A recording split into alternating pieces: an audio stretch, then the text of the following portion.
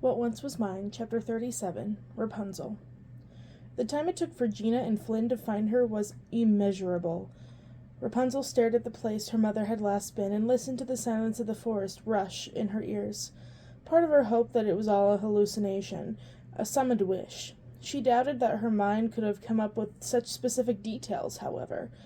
Gothel's proficiency with the knife and the knocking out of the guard, for instance.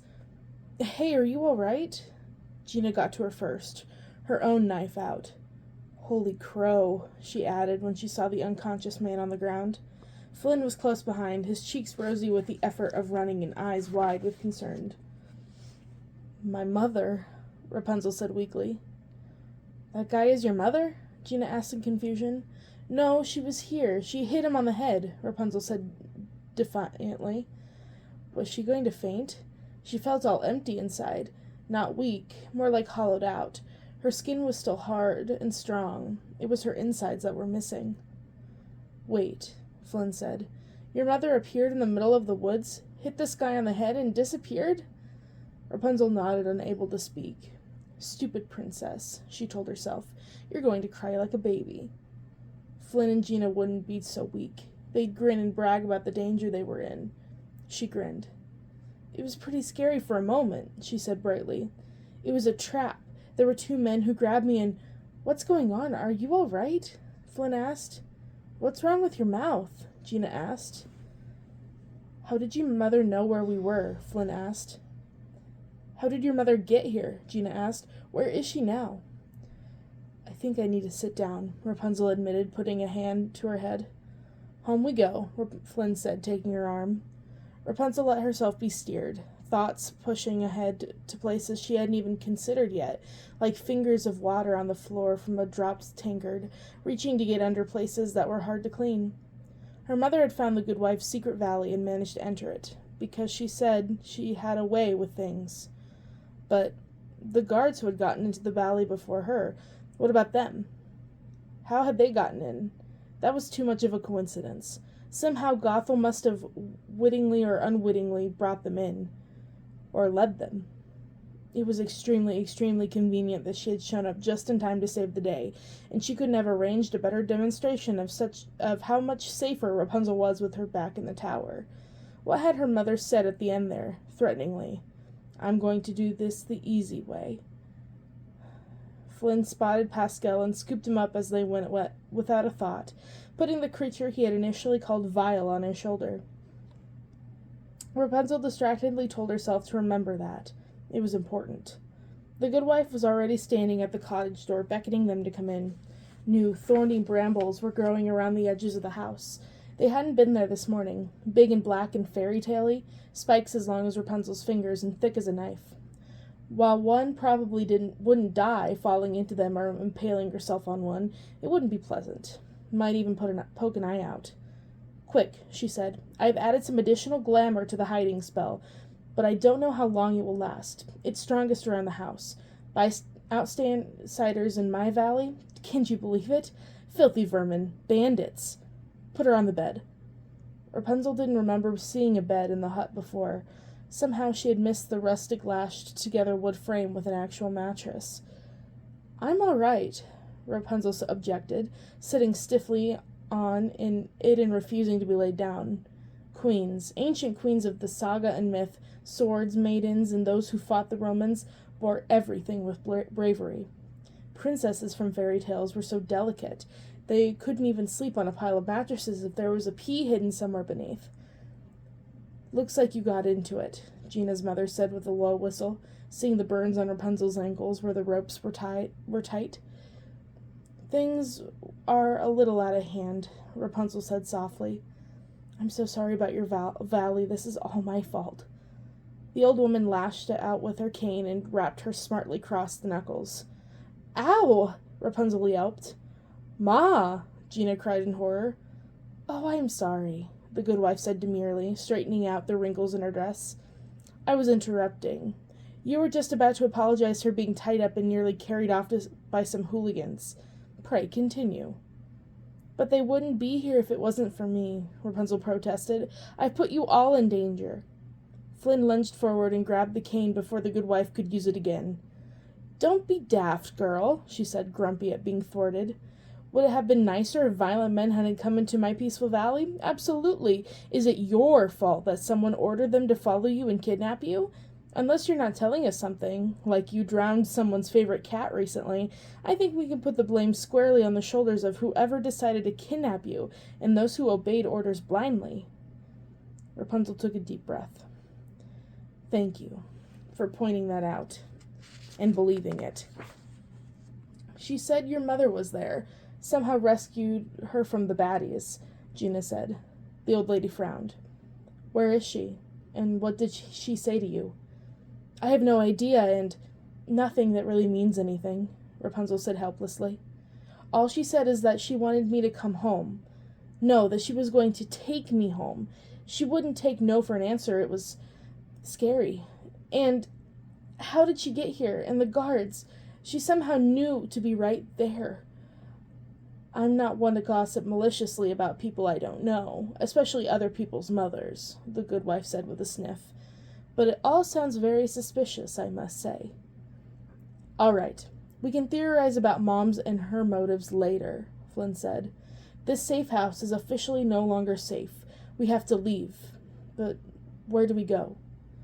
The three began to argue, discuss different possibilities. Rapunzel didn't really listen to him. How bright and unknown her future had just looked just a few days ago. Terrifyingly blank but filled with possibilities, like a night sky covered in stars, when it's so clear you can see forever, see all their shapes and the distances between them. And now it was narrowing back to the one uneventful line, the direction Rapunzel suspected it had pointed since birth. There's only one place that makes sense, she said, interrupting her friends. One place I'll be safe. The castle, back with my mother and father. Everyone was silent, moodily thinking about this. Happily ever after, princess, restored to the throne, Flynn said finally. Great. A neat ending. I like it. He didn't sound happy about it, and there was no patented Flynn Rider smile that went along with the words. I really don't want to go there yet, Rapunzel said with a sigh. There are so many other things I want to see and do first. I don't even know what they are. I've lived so little outside my tower.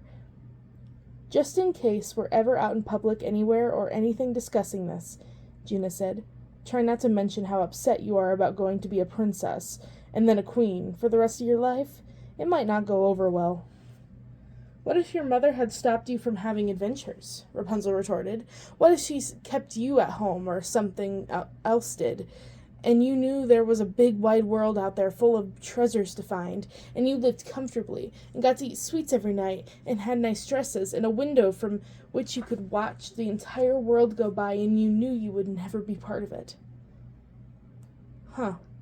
It's strange when you put it that way, Gina said thoughtfully. You can't really compare lack of choice to lack of clothes and food. But I guess I'd rather be hungry on the road than fat on a throne. Well said, Flynn said, putting a hand on Gina's shoulder. I don't think either one of us would thrive in that world. Rapunzel gave him a look. I mean, I could, he admitted. Someday. I wouldn't say no to eventually having a nice estate somewhere warm with lots of servants and an indoor garderobe. That would be a nice thing in one's old age. Or your 30s. All right, the good wife said, rolling her eyes at him. How do you plan on getting our Rapunzel to this castle? We'll stick to the original lantern plan. He grabbed the tiny dining table and rearranged things on it, making a map of the kingdom and the lands around it. We'll head off the path and through the woods. Bushwhacking. Come out by the northern coast. Despite any sensitive skin drop down. But, Gina said, I think the old King's Road will be fine if we time it right, and it's not high tide. Wait, Gina tried again. What, Gina? We don't need to hide the whole way this time, do we? Oh no, I was thinking it would be fun to get beat up by everyone on the land. Guards, thugs, nobles, mercenaries, Flynn said with a wave of his hand. Maybe we should hand out tickets? No, I mean yes, but all we really need to do is avoid the rogues and men looking for Rapunzel. Yes, that's all. Do you hear yourself? Anyway, it shouldn't take us a day to get there. Rapunzel cleared her throat. Gina, do you have something to add? It's just that... She took a deep breath. If our goal now is to get Rapunzel to safety, we don't need to avoid everyone. In fact, the sooner we run into Captain Tresberg or one of his men, the better. Job done. They can take over. Bring her to the castle. Flynn looked at her for a long moment. Yeah, that could work too, he decided, stroking his chin. And no salty windburn from the sea. Gina gave Rapunzel a shy smile. Rapunzel reached out and squeezed her hand. Gina, you're a smart adventurer. You don't need anyone else's permission to speak up, or approval. Just say what you think, and do it. All right, then. We'll just head on southwest to Heracross, Flynn said, pointing at the piece of table near the salt. It's the closest canton outside of the capital. Hopefully we can flag down a guard or join a merchant cart for safety from there to the castle. It's a plan, Gina said. You in on this, Rapunzel? Flynn asked. She smiled. With the two of you working together, I don't see how it could fail. She allowed herself exactly one look back at the house in the valley. The thorns had grown higher while they were packed up and prepared. Vine-like canes reached out over the windows, mostly covering them. The good wife waved from the doorway. She looked so much older, tinier, daintier, a teacup grandmother you would put in a corner and put a pretty crown of flowers on, maybe give some cake to. Not a mighty witch once again escaping from the world of troubles. What's going on in that head of yours? Flynn asked curiously. You can't step into the same tower or goat farm twice, Rapunzel answered with a smile that was only slightly sad. For it is not the same goat farm or tower, and you are not the same person. You know, you really are kind of weird, Flynn said, but with admiration. Weird and witchy. Yeah, that's definitely what I'm going to call you from now on. Witchy. Rapunzel smiled and shook her head. Do I need a nickname? Is there a problem with Rapunzel? Too long, Flynn said with a careless shrug. Besides, if it's choice between our hero being executed for kissing a princess or being turned into a frog for kissing a witch, well, I have no problem hanging out with old Pascal here and the other slimy amphibians. He went to tap the lizard on his knuckles, but Pascal refused, pulling his feet in and turning his head away. Flynn used this moment to kiss Rapunzel quickly, just below the ear. Here and then gone, a moment of warmth that dissipated like magic sparkles. He gave her a mischievous grin. Lizards aren't amphibians and aren't slimy, Gina said from behind them. Thanks, Professor, Flynn rejoined. Can't you go find a lecture hall or somewhere else to pontificate that?